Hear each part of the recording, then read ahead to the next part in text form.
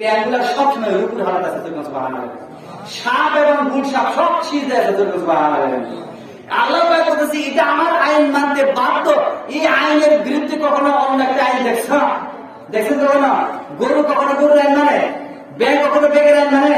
তাহলে মানুষ হয়ে কেন আমরা মানুষের আইন মানে? ধরে করেন মানুষ হয়ে মানুষের আইন মানে তো আমরা মানুষের দাস হয়ে যাবো, গোলাম হয়ে যাবো, ঠিক না বলে? এর জন্য আল্লাহ পাক বলেন আলা লাহুল খালকু ওয়াল আমর, সাবধান হয়ে যাও, সৃষ্টি আমার, আইন চলবে আমার জন্য, সুবহানাল্লাহ। ইল হুকমু ইল্লা লিল্লাহ, আমার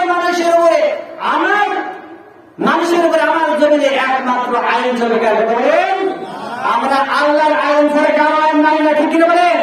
লিল্লাহি তাকবীর। আর বাবার আইনে দেশ চলতে পারে, ঠিক কিনা বলেন?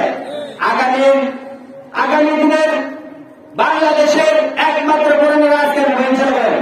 আসলে আমরা বলা শুরু করি। কোরআনের কারিগরি যেটা বলছেন নামাজ প্রথমেই প্রতিষ্ঠা করবে, কেন মনে করেন? কোরআনের কারিগরি বলছে নামাজের ব্যাপারে আল্লাহ পাক বলেন কোরআনের কারিগরির ভিতরে বলা হয়েছে সূরা কলমের 42 নম্বর আয়াত আল্লাহ পাক বলেন কি বলেছেন? সেখানে আসেন, চলে যাই। আল্লাহ রাব্বুল আলামিন বলেছেন ইয়াওমা ইয়াকশিফু আন সাকির ওয়া ইয়াদউনা ইলা সুজুদি ফালা ইয়াসতাতিউন। আল্লাহু আকবার।